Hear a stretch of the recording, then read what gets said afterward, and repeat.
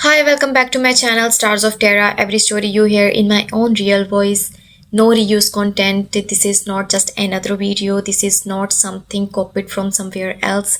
I spent time digging into this, reading, researching, feeling it because some stories deserve effort and you guys deserve honesty. So let's start. At exactly 2 o'clock a.m., beneath the cold steel ribs of a radio telescope in rural England, a thin line of ink began to misbehave. It wasn't a dramatic explosion of discovery. It wasn't a triumphant shout. It was a squiggle, a tiny, stubborn scribble that refused to look like noise. For weeks, the chart recorder at the Mullard Radio Astronomy Observatory had been spitting out meters of paper every day, endless streams of static from the cosmos. Most of it was predictable chaos, atmospheric hiss, distant quasars, the quiet hum of the universe. But this was different. It repeated precisely, relentlessly, every 1.337 seconds. Someone or something was knocking. The year was 1967. Humanity had just begun listening seriously to the sky with radio ears instead of optical eyes. The Cold War was tightening its grip on Earth. The space race was pushing rockets toward the moon, and tucked away in Cambridge, a 24-year-old graduate student named Jocelyn Bell Burnell was quietly combing through miles of paper printouts by hand. She noticed the anomaly first, that detail matters, because in science, revolutions don't always begin with grand theories. Sometimes they begin with patience. Bell had built much of the telescope array herself, pounding posts into the ground, stringing wires across muddy fields. Her job was to monitor the data, to recognize patterns in what most would dismiss as static. And when she saw the repeating pulse, she didn't shrug it off. She gave it a nickname that was half joke, half fear: LGM1, Little Green Men. The pulses were too regular to be natural, or so it seemed at first. Stars flicker, galaxies roar, black holes scream in chaos. But this signal was steady, mechanical, like a lighthouse rotating in the dark, the kind of rhythm you might expect from a beacon, and that possibility was terrifying. For a brief electric moment, a small group of scientists considered the unthinkable. What if this was intelligence? What if, in the quiet countryside of England, humanity had just intercepted the first extraterrestrial transmission?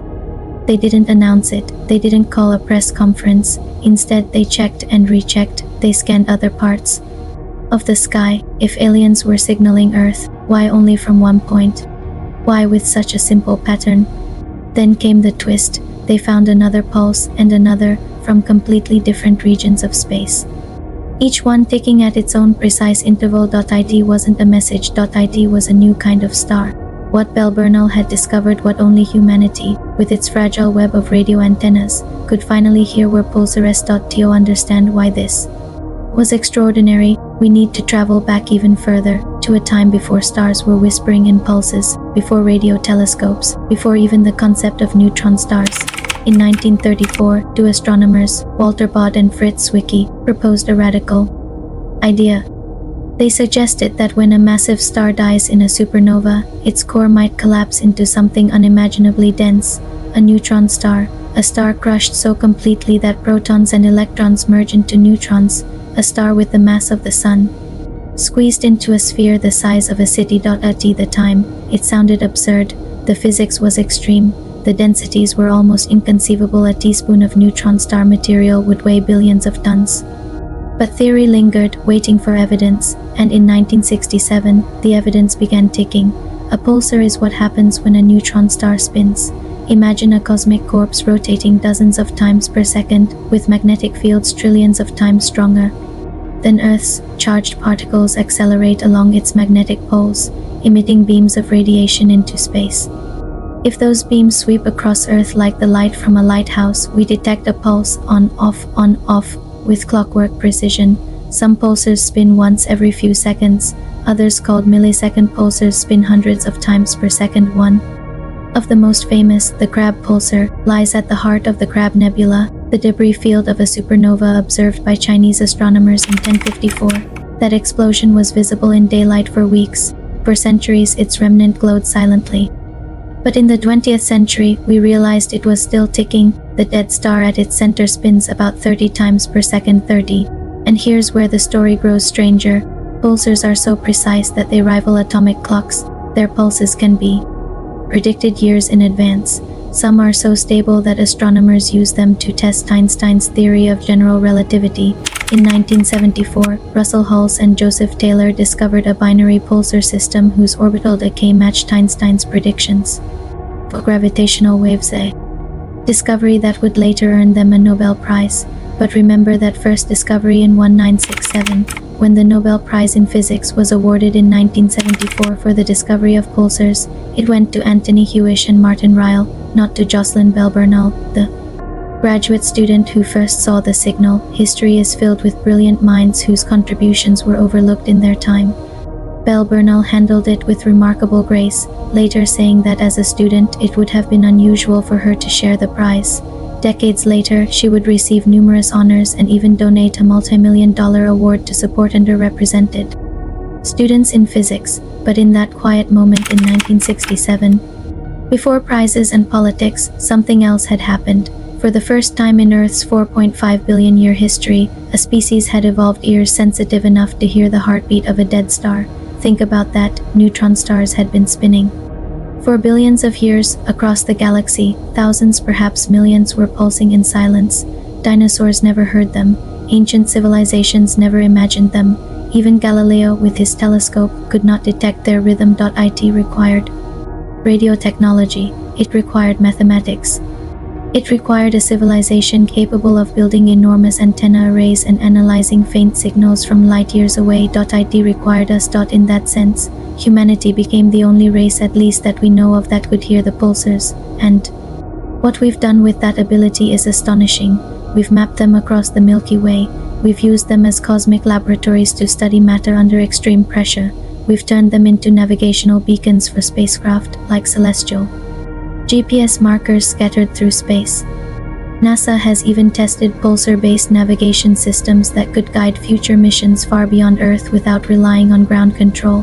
There are pulsars that glitch sudden tiny changes in rotation that reveal the superfluid interior of neutron stars. There are magnetars, cousins of pulsars, with magnetic fields so intense they could strip credit cards from half the distance to the moon.